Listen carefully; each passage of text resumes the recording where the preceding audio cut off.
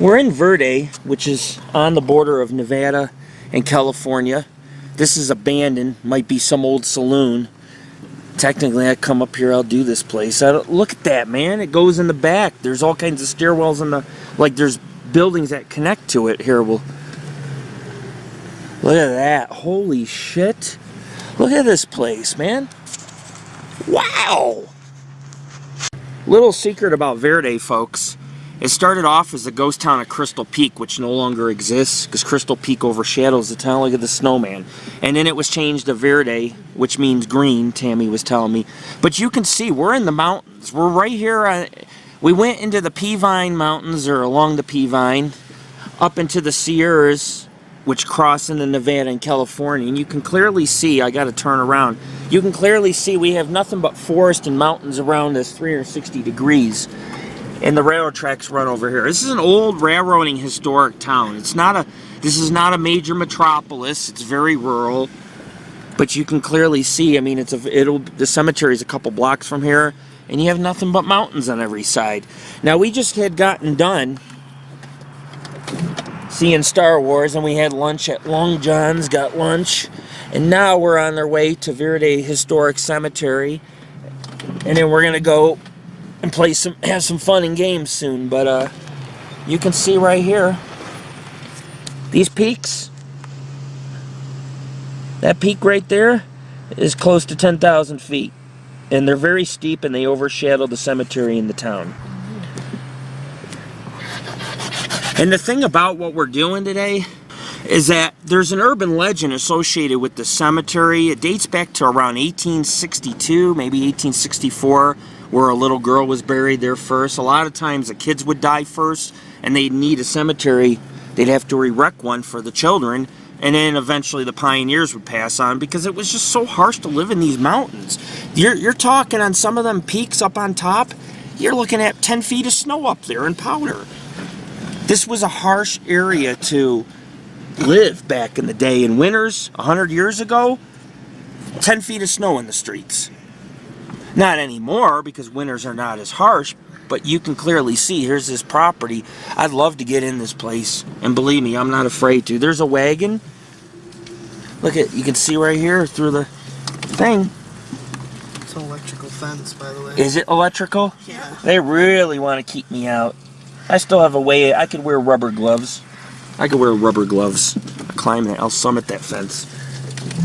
We've done this for years, summit fences to get in places like this, all for a good purpose of preservation and revealing the paranormal. Railroad tracks, guys, cemetery up here. Hell, this might be the cemetery on 40, I don't know.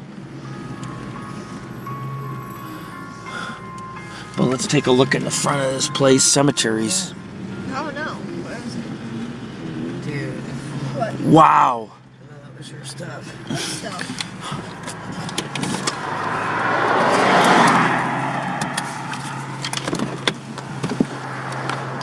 Woo! It's not too bad out. Probably one of the oldest historic sites in Verdes. If not, it's made to look old with all the stonework. Wow. I bet you this place has a story to tell.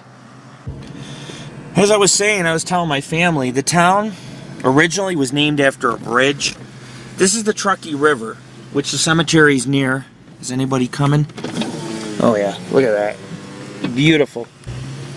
And I'll explain it in my history once I get to the cemetery, because I want to kind of tell people about the town, and the cemetery is really all that's left of the ghost town itself, so I'll take it as it is. Whatever we can visit is fine.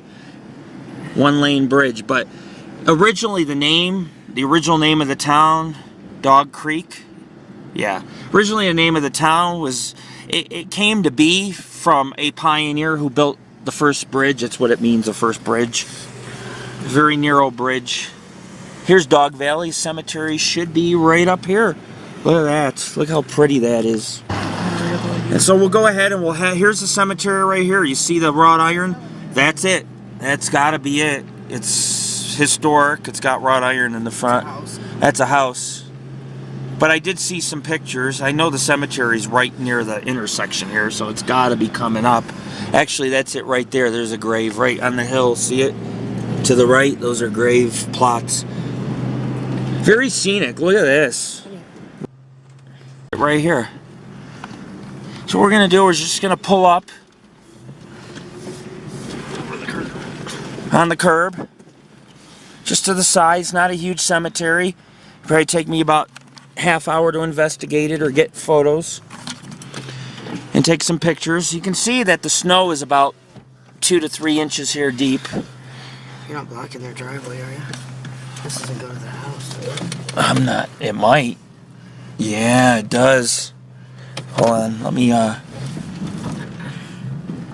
figure a good place to kind of park this so I'm not blocking anyone. Just off to the side, there's a house right here. Even though the houses are spread apart, there are people that live in the cemetery's driveway right here. We can't block them. That would be rude of us.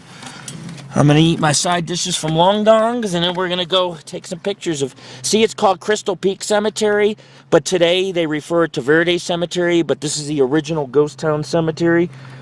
And we're here. First investigation of 2006. Okay, so we're about to head in Crystal Peak Cemetery, also known as Verdes Cemetery, established 1864. It says Verdes Cemetery is a non-endowment care interment property. No monument or other memorial tree, fences, or curbing may be placed upon, altered, or removed from the property without written consent. Of course, that's with any cemetery. So what we're going to do is we're going to wander around. I'm going to do a little history overview. Crystal Peak was a ghost town. Jesus. I don't have my... I do have my gloves.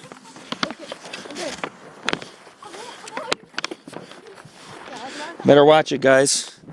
Even without my gloves, I'll still enjoy hitting you with a snowball or two. Originally, Crystal Peak was named O'Neill's Crossing. Dad, help. Dude, don't. I'm not protecting you, man. I'm not protecting you guys. Nope.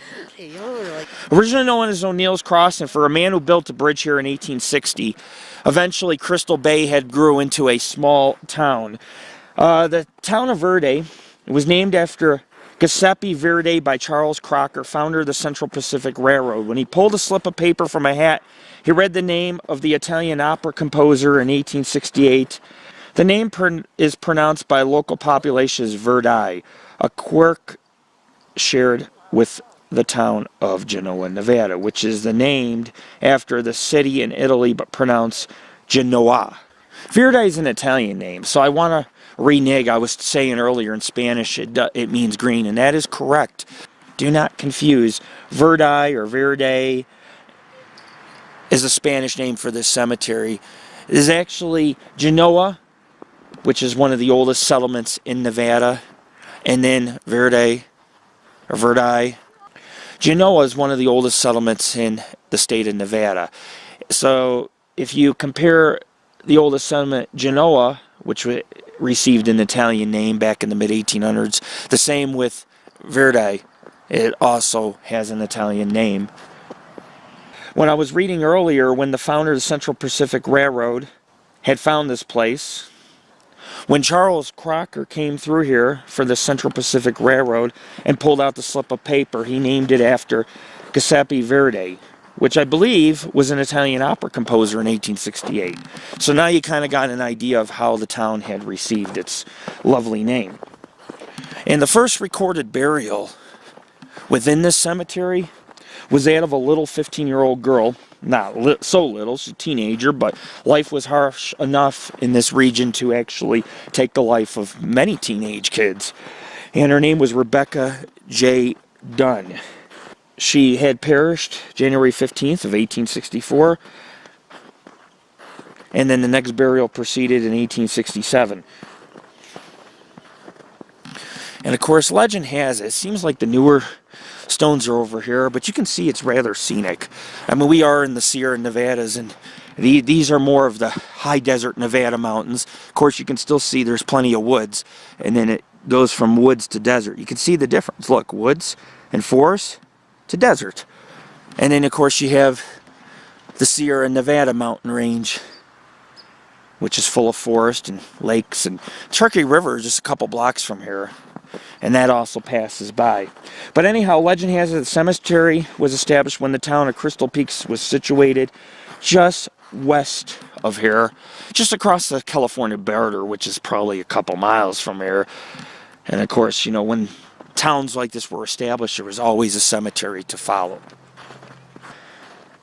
But the very first recorded burial was a 15-year-old girl, and she probably lived in the town of Crystal Peak.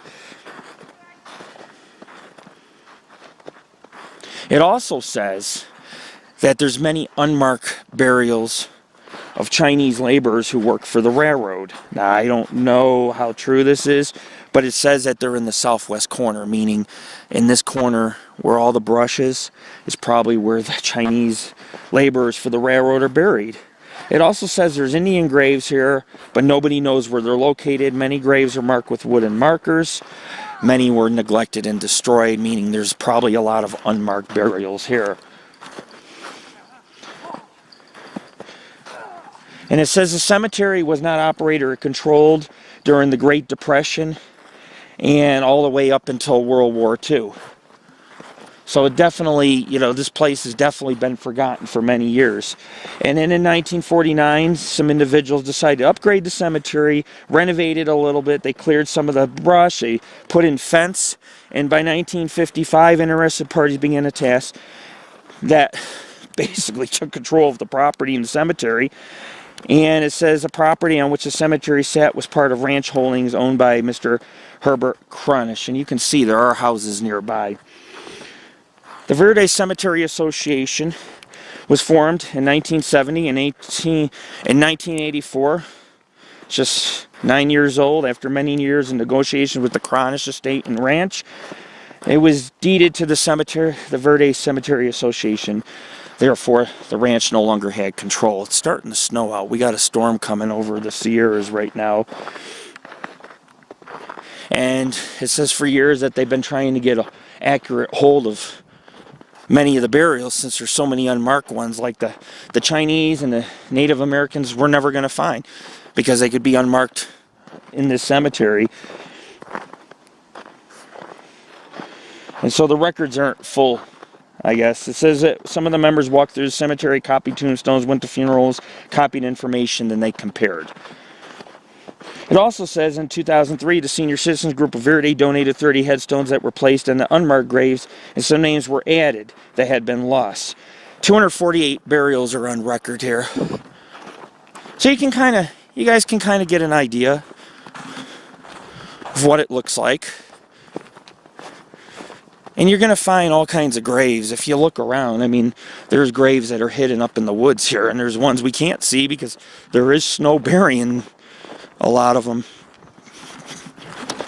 It really is an honor to be able to come to a place like this and check it out. I don't care what anyone thinks. I mean, I think that we do some really fantastic places, and this is all that remains of the ghost town. So we must, you know, as being historical preservationists, we must always keep in mind we got to preserve places like this and make them known and show people the condition. You can see the condition's okay, but it's overgrown and there's a lot of unmarked graves in areas like this. But it is a nice sight. We watched Star Wars, got out of Star Wars, got lunch, came out here in the mountains higher up in the Sierras to Verdi to do this cemetery, and then we'll turn around, we'll go to Boomtown and play some air hockey and some arcade games, ride some rides. You know, we'll make a day of it. Because when you paranormal investigate, you should always take the time out to have a little fun. And in this case, I bring my family and on these investigations. They work hard to help me, and they deserve some fun time in the process. So I'll definitely take some photos for our website. We'll do a history piece on the Paranormal and Ghost Society site, along with EVPs and anything else, scenic photos, anything else we find. We'll put it all together. We'll collaborate it as one so that you guys can enjoy it for what it is. Oh, I hear the train. The train comes right through Verdi. Pretty regular. It's, you know, it's a very active set of tracks. This was a railroading town anyhow.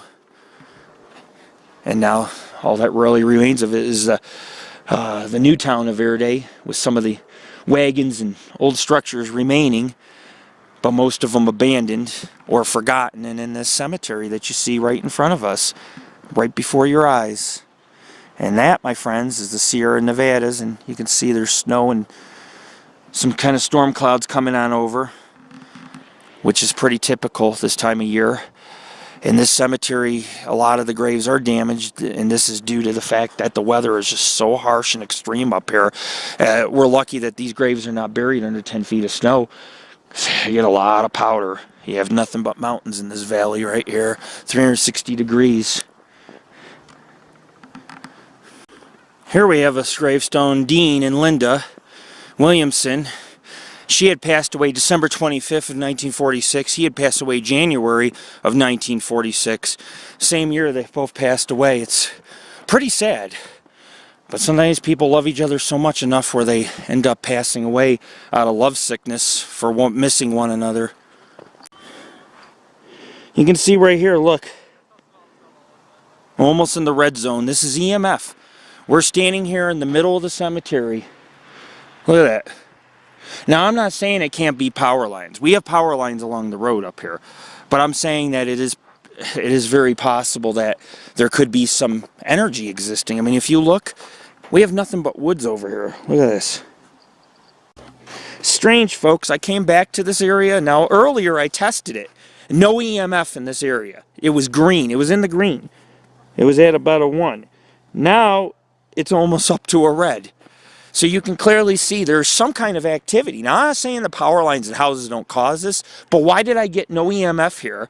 And now I'm standing here again, and I got EMF. Very weird. Very weird. So we have a bunch of unmarked graves. Yeah, you have plots and fencing, but you don't really have any graves inside. A lot of rabbit tracks.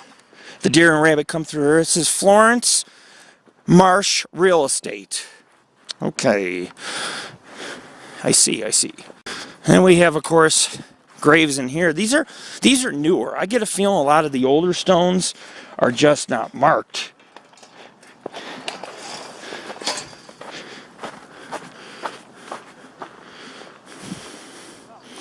We're using a new camera today, by the way, and what the camera does is it could take a picture of any given color and make the rest black and white. So, for example, we could take a picture of these pinkish red flowers and everything else in the background will be black and white. It's pretty cool.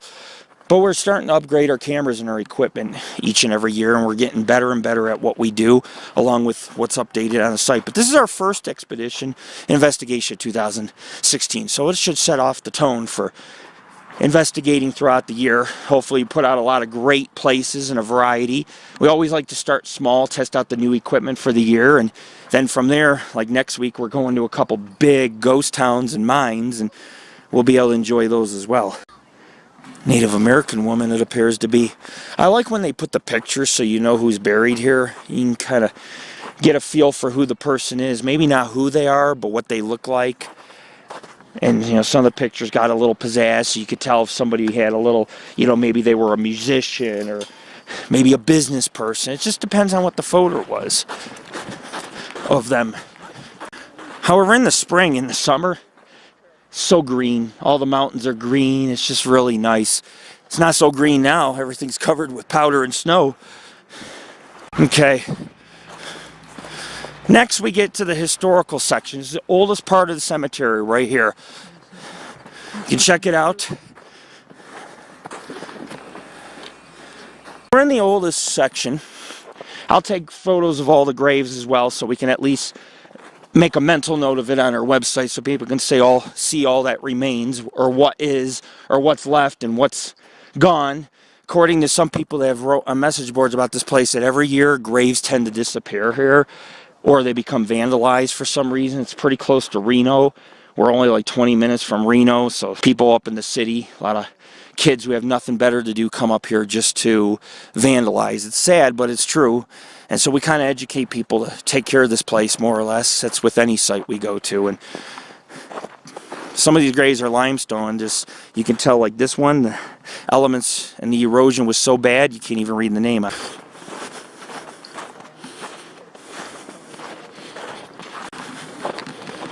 And we have a plaque over here, guys, dedicated to those gallant Americans who served in the Armed Forces of America during our time of trial. Presented by Verdes, Nevada, Post 153, or 10,053, Veterans of Foreign Wars. And so this is where the kind of the veterans are buried as well, in the heart of the cemetery. Nice veteran section here, in front of a creepy little tree. Example of vandalism, ladies and gentlemen. We have a broken stone here. It's a footstone. It's probably another grave tipped over at his side. Fencing, and then the whole side appears to be either damaged or just heavily worn from the element. And come on over here. You got a nice little, look at this, it's engraved. It looks like something, a plaque was in the middle, and then you have the cross, which was beveled out. Yeah, a nice colorful family plot here. We can't read none of the stones. They're all covered in snow. And then we have this statue over here. Look at that. It's a friggin' 10. There's nothing here. Now, we've measured this with power lines, and usually within 15 to 20 feet, you get a reading about halfway with power lines. There's no power lines in front of me for hundreds of feet. Nothing but woods and mountains. Look, a 9. A 9. Chinese are buried. Ladies and gentlemen, this is the southwest corner. This is supposed to be where there's unmarked burials. Of course, you're not going to see them. You see some brush kind of close to this house here. These people probably have no clue that there's Chinese laborers that were buried here. It's just, you know, the Chinese were never treated right in the West, and a lot of times their graveyards were very much in peril or were not well taken care of. If anybody's here, give me a sign you are here.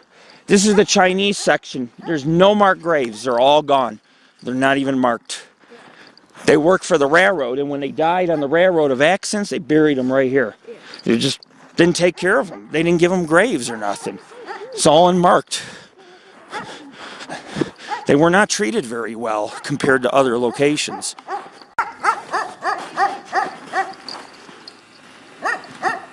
Artisan, very nice stone.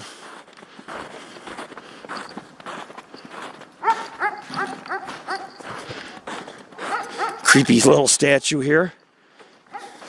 Oh, that's cute, the little puppy. It is. Must be somebody's pet buried next to them. Last section of the cemetery, folks, is right back in here. You can clearly see it's just a lot of newer stones. Most of the older pioneer stones are gone. Very few exist from the 1800s, including the original grave. So we'll go ahead, and you can see that many of the graves are well taken care of. Our last section, which is over back in here, maybe we'll find the original stone still, I don't know. It's very snowy, very cold out today. And of course, we're surrounded by mountains, so you can only imagine how cold it truly is. This is John Stephen Mayat, passed away in 2006. Well, a lot of the older stones are outlined with rocks. Like, for example, you have this here. See the outline with a little stone? But you don't really have, a lot of the older graves are buried under brush. Look, there's some gravestones back in there. See back in there? I'll have to go trudge through that to at least look. Angel Naves, 2013. So it's made to look older, but it's not. Now, who's to say next to her? See how there's a spot next to her? Maybe that's her mother or someone who lived in the later 1800s when this town was very visible and alive, you know? Let's go back here real quick. There's a gravestone back in here. Sometimes you got to go back in the brush to find, in these cemeteries, to find older stones. Look, they had nothing but cinder blocks. And then there's a little pedestal with, no, that's a cinder block too. And that's it. A lot of unmarked graves. There's 200 something graves here in this cemetery, and only about 50 of them are visible. So we're going to wrap up the cemetery. It's getting dark. It's getting cloudy. We'll come on over here. I'll show you one of the largest monuments. It's called Dankworth. Blessed with 3 beloved sons, daughters-in-law, and 10 grandchildren. Wow. On over here and cut across to the Jeep, you can clearly see the sun is going down.